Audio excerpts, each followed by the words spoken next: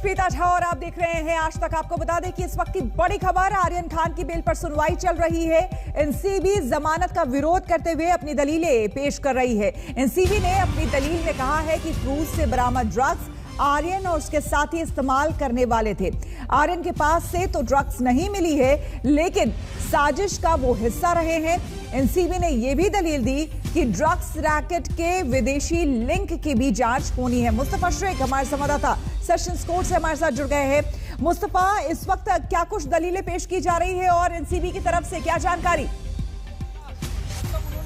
शब्द का इस्तेमाल किया, यानी कि जी बिल्कुल, लंच ब्रेक इस वक्त लिया गया है एनडीपीएस कोर्ट में। इसके बाद अब कोर्ट जब 245 को बैठता है तो एएसजी अनिल सिंह जो है वो अपने आर्गुमेंट्स फिर से शुरू करेंगे और उसमें बताया जाएगा कि किस तरह से आगे की कार्रवाई होनी है। फिलहाल एनसीबी ने साफ तौर पर कहा है कि रिया चक्रवर्ती के जो भाई हैं शौविक चक्रवर्ती, उनके बॉम्बे हाईकोर्ट के ऑर्डर को अगर आप देखेंगे तो उसमें लिखा हुआ था कि शौविक चक्रवर्ती एक इंपॉर्टेंट लिंक है, उनके पास से ड्रग नहीं मिला था जिस तरह से आर्यन खान के पास से ड्रग्स नहीं मिला है, और इसीलिए इस केस में आर्यन खान इंपॉर्टेंट लिंक है और उन्हें बेल नहीं देनी चाहिए। कई सेक्शंस का रेफरेंस दिया गया, सेक्शन 35 का भी रेफरेंस दिया गया, सेक्शन 27A का भी एनडीपीएस का रेफरेंस दिया गया एएसजी की तरफ से, जिसमें वो ये बात कह रहे थे कि फिलहाल अगर अक्यूज के पास से ड्रग्स नहीं मिला है तो ये बात अभी नहीं देखी जाएगी, बट जब ट्रायल होगा उसके मेरिट पर देखी जाएगी। विद्या हमारी संवाददाता कोर्ट में थी, उनके साथ सीधा जुड़ते हैं।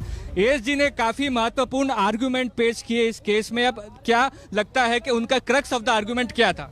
देखिए, उनका साफ साफ कहना है कि इन्वेस्टिगेशन अभी चल रहा है। ऐसा तो है नहीं कि इन्वेस्टिगेशन खत्म हो गया। इसकी वजह से इन्वेस्टिगेशन जब तक चल रहा है तब तक में बेल नहीं दिया जा सकता। उन्होंने शौविक चक्रवर्ती, रिया चक्रवर्ती के भाई का जो केस है वो दिखाया।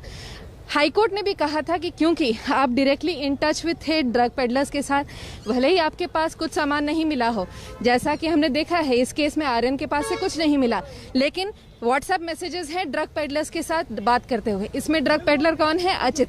अचित का नाम खुद आर्यन ने ही लिया था, जिसके बाद अचित की गिरफ्तारी हुई थी। तो यही सब बात कह रहे हैं फिलहाल और केस बना रहे हैं पूरा, ताकि अदालत जो आर्यन चक्रवर्ती है, अरबाज है, उनको बेल नहीं दे।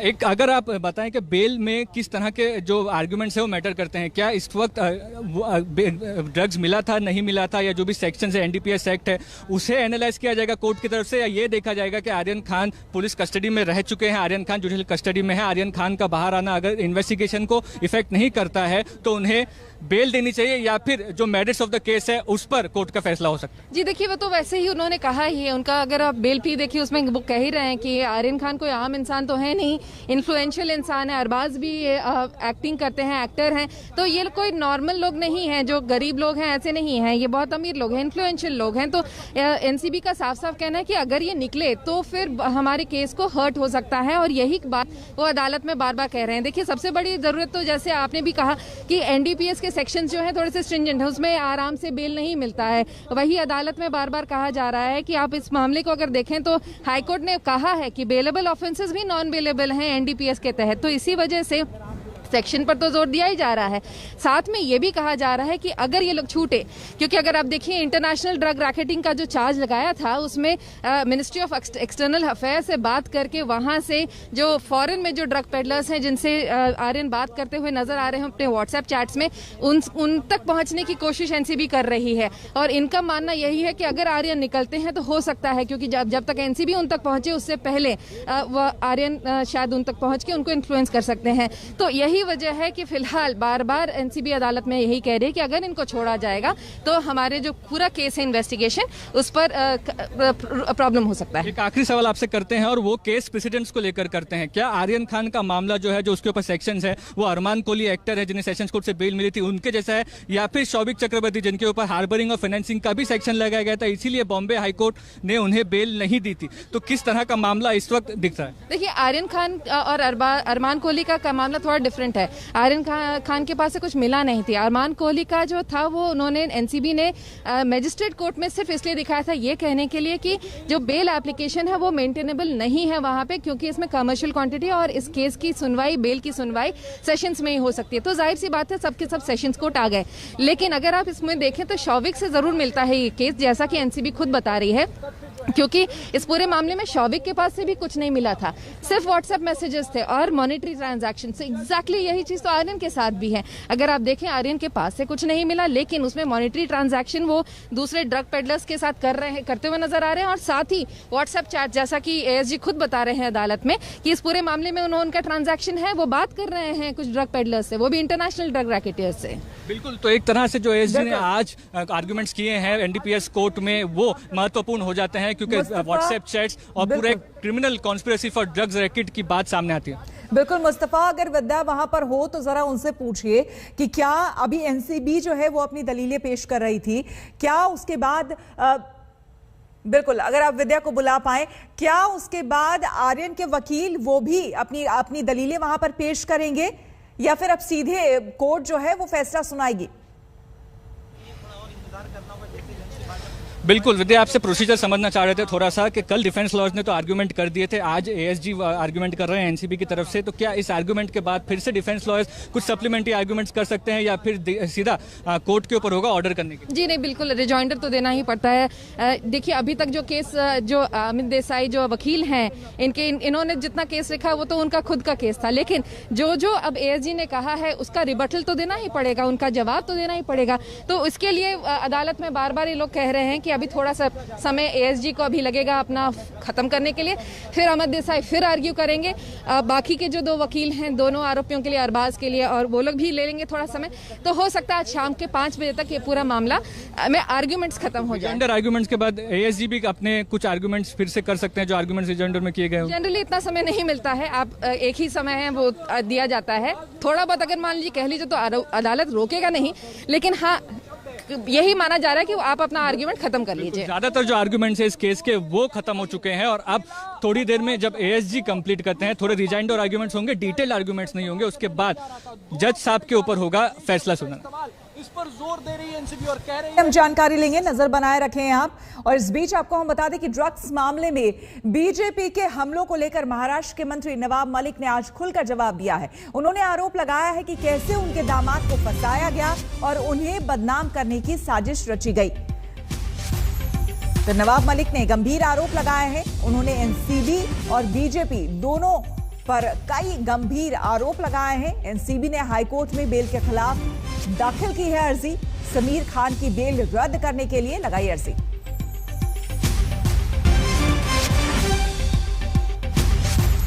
तो एक तरफ एनसीबी का एक्शन, दूसरी ओर नवाब मलिक का हमला। उन्होंने जांच एजेंसी को घेरा है। आज तक से खास बातचीत में उन्होंने कई सवाल उठाए। एनसीबी के प्रवक्ता और महाराष्ट्र के मंत्री नवाब मलिक ने आज एक बार फिर से एनसीबी के खिलाफ एक पोल खोल की प्रेस कॉन्फ्रेंस की है। उनका यह कहना है कि उनके दामाद को फ्रेम किया गया था एनसीबी की तरफ से। क्या कहना है नवाब मलिक का, उन्हीं से जानते हैं। मलिक साहब, आप कह रहे हैं कि आपके दामाद की जो गिरफ्तारी हुई थी वो पूरा फ्रेम अप है, क्या आधार है इसका? देखिए, मैंने पहले कभी ये नहीं कहा। मैंने यही कहा था कि कानून से बड़ा कोई नहीं, कानून अपना काम करेगा और न्याय व्यवस्था पे हमारा पूरा विश्वास है। 8.5 महीने के बाद 27 सितंबर को जमानत जज साहब ने दी। उस जमानत के जो ऑर्डर्स हैं वो 12 तारीख के साइन हुए हैं ऑर्डर्स, 12 अक्टूबर को, और कल जो 13 तारीख थी वो पोर्टल पे लोड हुई और वहाँ से हमने निकाला। हमने तो देखा कि इंडिया टुडे पे भी वो खबर आई है कि किस तरह से गलत चीज़ें उसके अंदर की गई। पूरी तरह से जो धाराएं लगती नहीं है उस केस में, हमारे जमानत जब दामाद की नहीं सभी मामलों में वो धाराएं लगाई गई। लोगों को ज़्यादा दिन कैसे जेल में रखा जाए ये प्रयास किया गया।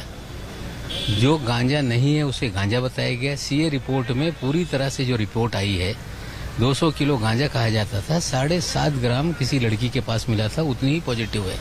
कुछ 1 किलो जो है वो वेजिटेटिव कोई पार्ट है, पता नहीं, लेकिन एनडीपीएस एक्ट में 7.5 ग्राम के सिवा कोई चीज़ कवर नहीं। जो सीए रिपोर्ट है जो देश की एजेंसी है उसकी है, गुजरात की है।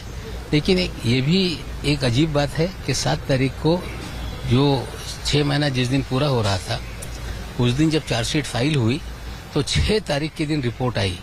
हमें लगता है रिपोर्ट भी जानबूझ के डिले किया गया। इस तरह के भी सवाल खड़े होते हैं। रुक करेंगे अगली खबर का। आपको बता दें कि मशहूर मॉडल और अभिनेत्री नोरा फतेही पर मनी लॉन्ड्रिंग केस में ईडी का शिकंजा कसने लगा है। आज नोरा फतेही से दिल्ली में ईडी के दफ्तर में पूछताछ हो रही है। ईडी के सवाल जवाब मनी लॉन्ड्रिंग के मामले में है, जो कि कुख्यात ठग सुकेश चंद्रशेखर से जुड़ा हुआ है। यह मामला 200 करोड़ का है। इसमें जैकलिन फर्नांडिस को पहले ही ईडी समन कर चुकी है। हालांकि कल जैकलिन को फिर से आना है, ईडी से सवाल जवाब होंगे। और आज दिल्ली दफ्तर ईडी के पहुंची है नोरा फतेही। तिहाड़ जेल में रहते हुए 200 करोड़ की ठगी का इल्जाम है सुकेश पर। और इसके जाल में कहीं ना कहीं जब जैकलिन से पहली बार पूछताछ हुई तो जैकलिन ने बताया था कि सुकेश ने जैकलिन को भी फंसाने की कोशिश की थी, लेकिन बाकी आगे जब पूछताछ हुई तो पता चला कहीं ना कहीं जैकलिन भी इन्वॉल्व हो सकती हैं। तो एक बार फिर से अब जैकलिन फर्नांडिस से भी पूछताछ होगी और आज नोरा फतेही से ईडी पूछताछ कर रही है इसी 200 करोड़ के मनी लॉन्ड्रिंग मामले में। हालांकि नोरा फतेही ने भी पहले ये कहा था कि उन्हें फंसाने की कोशिश हुई है सुकेश चंद्रशेखर की तरफ से। सुकेश चंद्रशेखर के बारे में आपको बता दें कि ये बहुत बड़ा ठग है, बेंगलुरु का रहने वाला है। इसके अलावा 4 इसके और साथियों को, जो कि चेन्नई के रहने वाले हैं, उन सभी को गिरफ्तार किया जा चुका है। और लंबे समय से अपने आप को पीएमओ का कभी अधिकारी बताकर, कभी रक्षा विभाग का अधिकारी बताकर कई लोगों से ठगी कर चुका है। और अभी हालिया 200 करोड़ की ठगी का मामला सामने आया है। तो रंगदारी ठगी का आरोपी है। 20 से ज्यादा मामले इसके ऊपर दर्ज हैं। फिलहाल ये तिहाड़ जेल में बंद है। और इसी मामले में नोरा फतेही को आज दिल्ली के ईडी दफ्तर में बुलाया गया, पेश होने के लिए कहा गया था, जिसमें नोरा यहां पर पहुंची हुई है और नोरा से सवाल जवाब किया जा रहा है। क्योंकि कई तरह के फाइनेंशियल ट्रांजैक्शन की बात सामने आ रही है कि नोरा फतेही के अकाउंट में भी ट्रांजैक्शंस हुए हैं।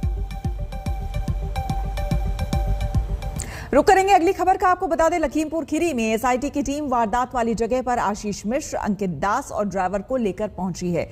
आपको बता दें कि 3 तारीख को यहां पर, ये देखिए तस्वीरें आपको हम कुछ समय पहले की दिखा रहे हैं, जहां पर एसआईटी की पूरी टीम इन 3 लोगों को लेकर पहुंची है। अंकित दास, आशीष मिश्र, जिस पर पूरा आरोप है इस पूरी घटना को अंजाम देने का, और साथ ही साथ ड्राइवर भी यहां पर पहुंचा हुआ है। और पूरे इलाके को घेर करके अब सीन रिक्रिएट किया जा रहा है। यानी कि 3 तारीख को जो घटना हुई थी, किस तरह से वो घटना हुई, किस तरह से वो थार गाड़ी यहां पर आई और किसानों को कुचलती हुई यहां से चली गई, उन तमाम चीजों को। और उस गाड़ी के पीछे फॉर्च्यूनर में अंकित दास सवार था।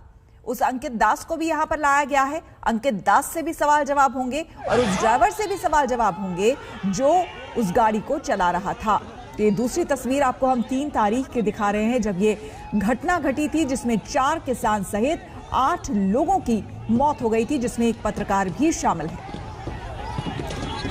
इस पूरे मामले को लेकर अब एसआईटी की टीम इन आरोपियों को लेकर के पहुंची है, अंकित दास, आशीष मिश्र और ड्राइवर।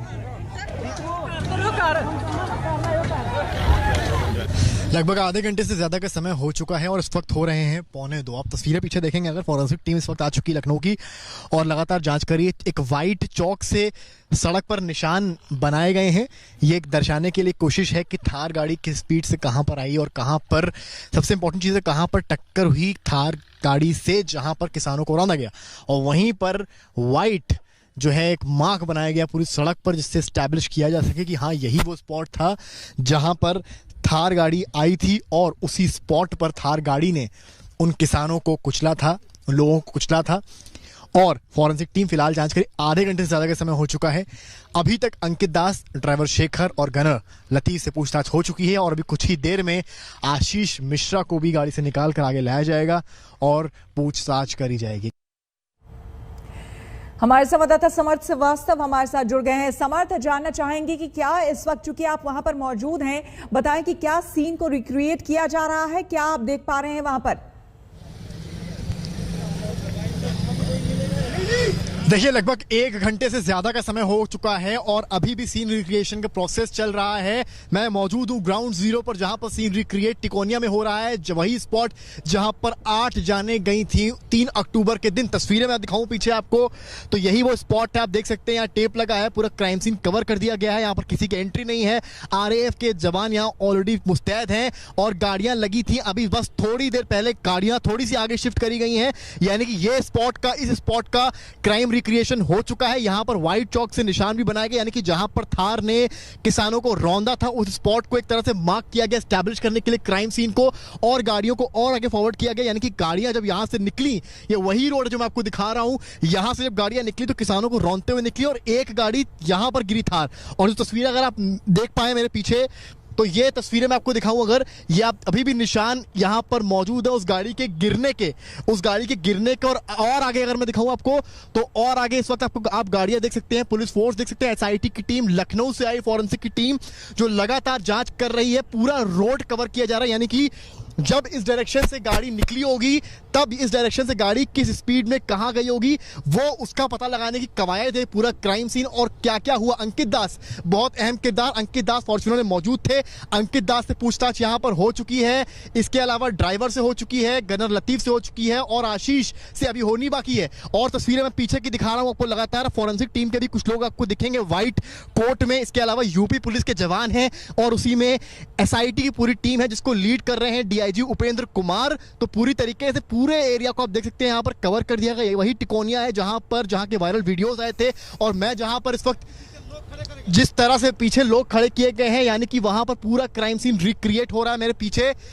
और ये वही जगह है जहां मैं खड़ा हूं, यहीं पर गाड़ी पलटी थी, यही वो स्पॉट था जहां पर पूरी घटना हुई थी। तो अब देखना है कि इस पूरे रिक्रिएशन से यूपी पुलिस कितने तथ्यों को निकाल पाती है। पर फिलहाल आशीष मिश्रा से अभी तक पूछताछ नहीं हुई है। अंकित दास, ड्राइवर और गनर, इन तीनों से हो चुकी। कुल 4 अभियुक्त यहां पर लाए गए हैं यूपी पुलिस के द्वारा। और तस्वीरें मैंने आपको जिस तरह से दिखाई इस पूरे स्पॉट की, वो अभी भी मैं एक बार फिर से कैमरामैन से कहूंगा पीछे तस्वीरें दिखाएं। लोगों को बाकायदा किनारे किनारे खड़ा किया गया जिससे वो पूरा स्टैब्लिश हो सीन। जब वहां पर काले झंडे किसानों द्वारा दिखाए गए तब क्या गाड़ी डिसबैलेंस हुई या गाड़ी ने जानबूझकर कुचला, ये कुछ तथ्य हैं जो पुलिस रिमांड के जो इंटरोगेशन हुई तब भी कहे गए। यानी कि जब अंकित दास से पूछा गया तो अंकित दास ने भी कहा कि उनकी गाड़ी डिसबैलेंस हुई और वो गिल्टी नहीं है। पर सवाल ये है कि आशीष मिश्रा वहां मौजूद थे या नहीं थे। वहां की करीब की एक दुकान जहां से सीडीआर निकाला गया है उसके नमूने भी एसआईटी के पास हैं। कुछ तथ्यों के साथ ही लगातार पुलिस रिमांड ली गई है। तस्वीरें मैं आपको लगातार दिखा रहा हूं पीछे की, ये विजुअल्स मैं आपको टिकोनिया के दिखा रहा हूं। ये वही स्पॉट है जहां पर 3 अक्टूबर की दोपहर में वो दर्दनाक घटना हुई। यहीं किनारे जहां झाड़ियां आप देख रहे हैं, यहीं पर गाड़ियां पलटी थी और यहीं पे जो बीजेपी कार्यकर्ता हो या हरिओम ड्राइवर हो, यहीं पर मौत के घाट उतारा गया था जो वीडियो वायरल हुआ था। तो वहीं जिन किसानों की मौत हुई थी वो भी इसी स्पॉट पर, इसी पतली सड़क पर। आप देख सकते हैं कितनी पतली सड़क है। जो सड़क है वो कितनी पतली है, यहां से एक अगर गाड़ी निकलती है 4 व्हीलर तो अगल बगल ज्यादा किसी के खड़े होने की जगह नहीं है। तो अंदाजा लगाया जा सकता है जब किसानों को कुचला गया होगा तो शायद गाड़ी रोकी भी ना गई हो, सीधे सरपट जो है जैसा वीडियो में दिख रहा है थार भागी थी। इसके अलावा शिवम जायसवाल एक अहम क्रिएचर जो था वो थार से इसी स्पॉट पर जहां पे गाड़ी आप देख रहे हैं यहाँ पे गिरी है, इसके पीछे का जो स्पॉट है वहां से जो है गिराया गया था और एक पुतला पीछे की तरफ। बिल्कुल, आप नजर बनाए रखें समर्थ, आगे आपसे हम जानकारी लेंगे, लेकिन फिलहाल यहां पर हमें रुकना होगा एक छोटे से ब्रेक के लिए।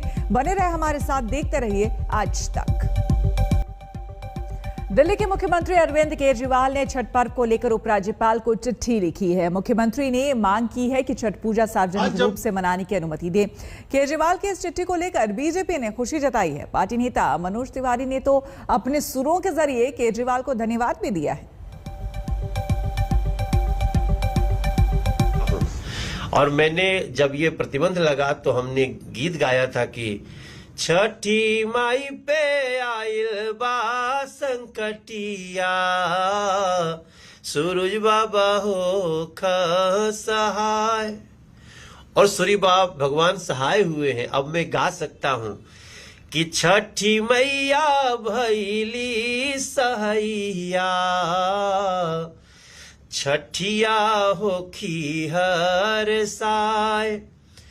अरे छठी के बरती लोग नची हैं, खुशियाँ बाटे भरपूर, छठिया होई है जरूर, जमुना तट आई है लोग जरूर, कोरोना गाइडलाइन मनी है जरूर। वहीं आपको बता दें, कांग्रेस ने आज दिल्ली में छठ पर्व को लेकर केजरीवाल सरकार के खिलाफ मोर्चा खोल दिया है। दिल्ली कांग्रेस अध्यक्ष अनिल चौधरी दिल्ली के मुख्यमंत्री अरविंद केजरीवाल के घर के बाहर उन्होंने प्रदर्शन किया और छठ पर्व की अनुमति देने की मांग की।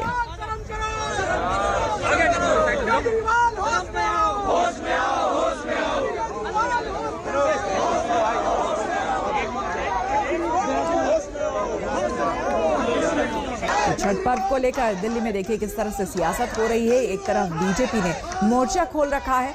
मनोज तिवारी ने इस पूरे मामले में केजरीवाल को अब धन्यवाद भी दे दिया है, क्योंकि केजरीवाल ने एलजी को बाकायदा चिट्ठी लिखी है और छठ पर्व मनाने की सार्वजनिक तौर पर अनुमति मांगी है। हालांकि इससे पहले आपको बता दें कि दिल्ली सरकार की तरफ से ये कहा गया था कि सार्वजनिक कोरोना के मद्देनजर सार्वजनिक जगहों पर छठ पर्व नहीं मनाया जा सकता है।